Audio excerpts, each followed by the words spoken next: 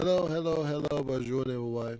Ladies and gentlemen, thank you for joining. Let's see if we got more people joining us here live. It's okay if you don't. I don't mind that because I always have it available online after I do the recording.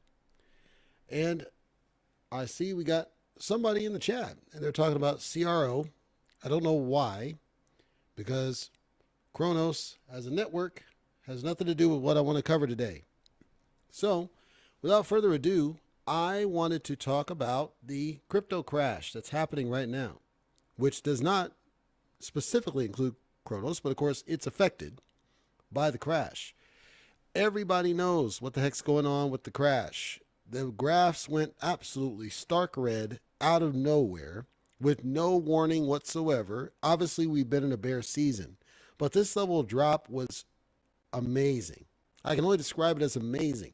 If you look at what we're dealing with Satama as an example, Satama must have dropped, and I'm gonna put my glasses on because these lights are killing me.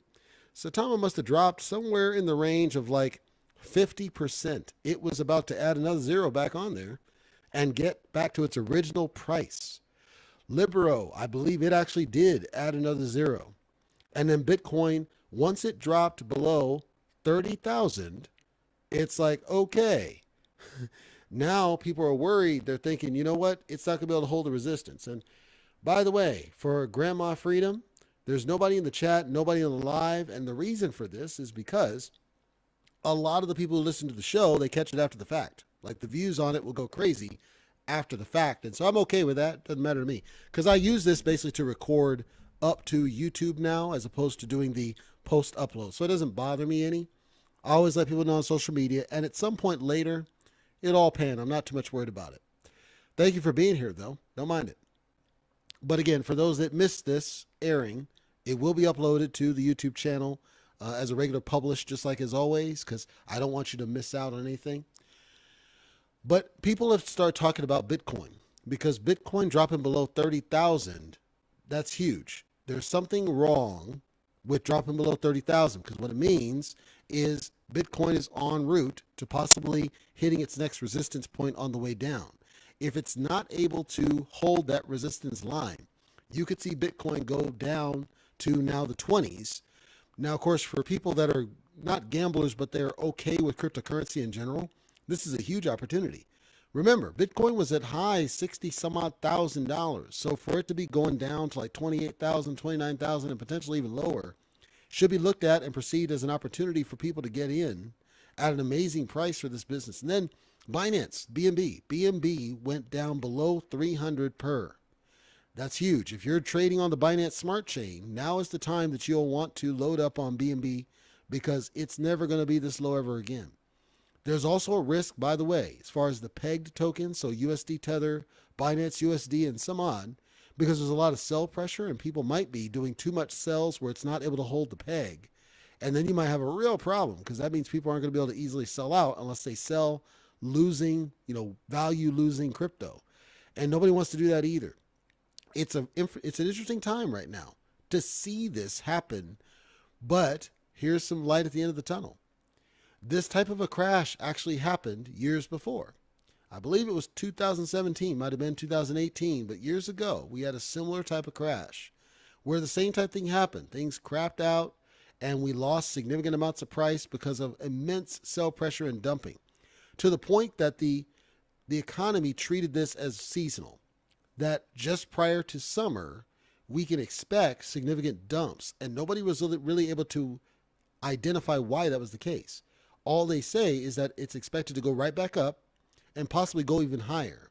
Most that predict this stuff still say that Bitcoin is going to go over six figures.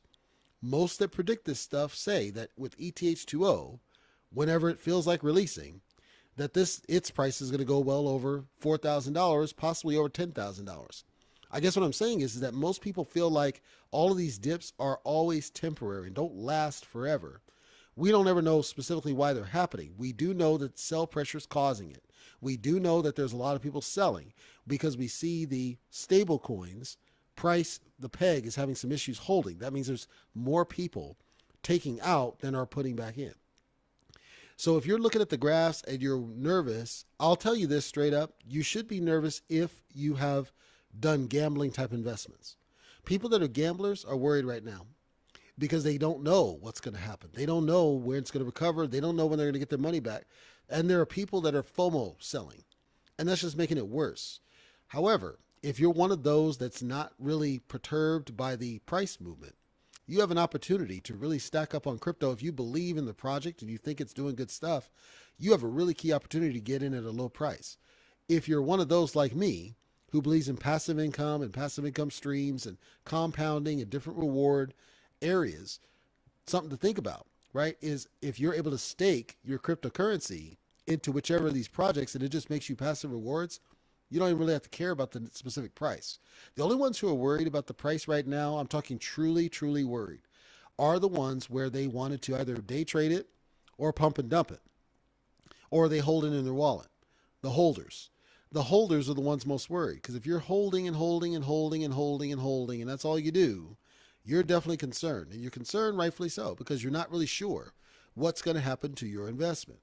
And if that bothers you, then again, I would say you want to make sure, don't worry at all, in my opinion, about the temporary. Consider your long-term strategy. Consider what it is that you want to do and what your cryptocurrency needs to do for you. What is it that it needs to solve for you? Is your investment strategy one where you're just a gambler? You certainly shouldn't be worried about the current, because you could just gamble on whatever other coins. If your investment strategy is a holder, you should be worried, but you could always add your bag of more to dollar cost average it if you really want to. If you're one like me that's passive, I would just stake all your stuff into whatever pools. I would make sure that they're projects that you trust, projects you believe in, projects that you don't want them to take your money in the big picture. If you look at ones with the high APYs, right, like Seifu, Tatano, Libero, I said that each one of them handles this differently. Seifu tosses more money at the problem. It basically pays to buy more of the tokens to try to stabilize the price movement. Libero basically pays you as a holder in stable coins. So but you'd have to be a whale to make it completely offset losses. You're going to have losses no matter which project you go to, but most of them have staking. You can mitigate the losses with the rewards payouts. Now is a good exercise to think about a different way of treating it, especially if you're a holder type. Think differently about whether the holding makes any sense and just storing it in the wallet, because number one, you're losing value, but number two, you're forced to stare at a wallet that's losing value on a regular basis. And what does that do? It just depresses you, angers you, right? Why even take that? Why not just stake it into something that you can't look at every day, that's paying you passive rewards, so you're benefiting on the back end, even if you're not able to benefit on the front end. Then once everything passes, you can stack bags, you can do more on the line. I personally disagree in the hold in the wallet. I don't support that. I don't support that. It has to be sure that whatever you have that you believe in, take advantage of a stake available. Leverage those. If you passives that you can, it's outside of your wallet, you're not having to be right now. The last thing I'll leave you with here with this whole business, there was a lot of issues going on with Saitama. If you're in Saitama, thought about Saitama, you were in Saitama in the past, you've already been aware of what's going on. A lot's happened. Saitama has finally hit its peak. Saitama has had a lot of issues with the leader and fallouts happening with what's going on with Faltron and the price of the thing. Plus, it's not being helped by what's going on in the industry. And so we're seeing a lot of people that now have no longer any faith in the project. And with Saitama Pro, nobody's confident they can pull that off. So I tell you guys, consider, if you're in Saitama, what your strategy is going to be, because Saitama doesn't have staking yet, as I recall. So you have to decide, are you going to keep holding it? Even though it's losing value, that means you are die hard and you're not going to leave it no matter what. If that's the way you feel, no problem. I'm not going to criticize that decision. But it's something you want to keep in mind and think about if you're going to do that. Be concerned, though, whenever this recovers, right, and it starts jumping back up, you're going to start getting FOMO buys. So people are going to start jumping in there and FOMO buying off those green candles. And you might end up in that same whale situation, possibly. It depends on sentiment. I will say this. With what happened in the AMA with Russ and Faltron and the childishness, I wasn't there. I was apprised of it by Bleaves after the fact.